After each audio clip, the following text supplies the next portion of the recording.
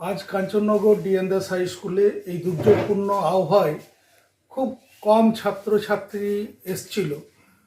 তো তাদেরকে আজকে ক্লাস করাবার পর আমাদের যে আইসিটি ল্যাবরেটরি সেখানে নিয়ে যাওয়া হয় এবং সেখানে তারা আজকে যে ইন্টারন্যাশনাল নেচার কনজারভেশন ডে, বিশ্ব প্রকৃতি সংরক্ষণ দিবস, সেই উপলক্ষে দুটো সিনেমা তাদের দেখানো হয়।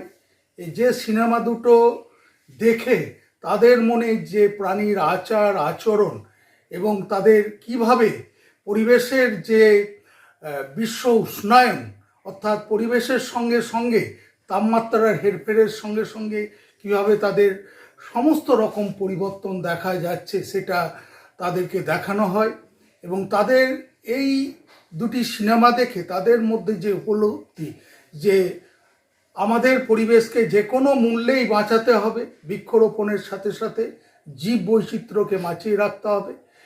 এর ফলে কি হবে না, আমরা জীবেদের মতো, জীবেরা যেমন নিজেদেরকে বাঁচাতে পারে, প্রকৃতি থেকেই তারা সমস্ত কিছুটা সদ্ব্যবহার করে। ভালুকের জ্বর হলো, ভালুক জ্বর ছেড়ে যাচ্ছে। বিভিন্ন পাখির যে ইনফেকশন হচ্ছে সেটাকেও তারা সারাতে পারছে। কুকুরের শরীর খারাপ হচ্ছে, পথ কুকুর তারাই গাছের পাতা খেয়ে বমি করে তাদের নিজেদেরকে সুস্থ করে ফেলছে। এই যে প্রাকৃতিক উপায়ে প্রকৃতি যে প্রাণীদেরকে সুস্থ করার ব্যবস্থা রেখেছে, যেটা মানুষ করতে পারে, তার একমাত্র উপায় হচ্ছে আমাদের যে কোনো মূল্যে বৃক্ষ থেকে শুরু করে নদী, পুকুর, নালা, সমুদ্র, সমস্ত দূষণ থেকে এদেরকে রক্ষা করতে হবে এবং প্রচুর পরিমাণে গাছ লাগাতে হবে।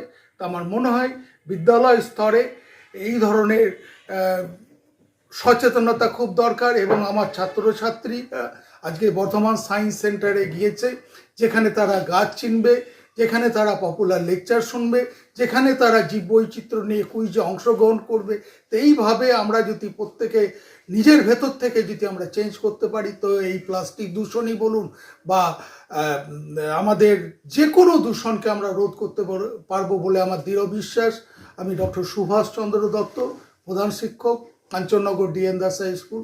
সমস্ত মিডিয়া চ্যানেলকে আমি অসংখ্য ধন্যবাদ জানাই এই রকম ধরনের প্রাকৃতিক খবর করার জন্য।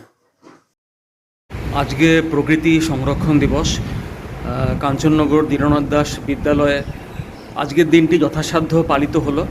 ছাত্রছাত্রীদের অবসর সময় দেখানো হলো দুটি প্রকৃতি বিষয়ক সচেতনতামূলক চলচ্চিত্র এবং আমাদের বিদ্যালয়ের প্রধান শিক্ষক তিনিও জানালেন যে প্রকৃতি সংরক্ষণ কিভাবে মানুষের জীবনে একটি অত্যাবশ্যক অঙ্গ হওয়া উচিত এবং আমাদের বিদ্যালয়ের অন্যান্য শিক্ষক শিক্ষিকারা তারাও সাধ্যমতো চলচ্চিত্রের বিষয়ে এবং সামগ্রিকভাবে প্রকৃতিকে বাঁচিয়ে রাখার জন্যে বিদ্যালয় স্তরে কিভাবে কাজকর্ম তারা করতে পারে ছাত্রছাত্রীরা, সে বিষয়ে তাদেরকেও সজাগ করেন।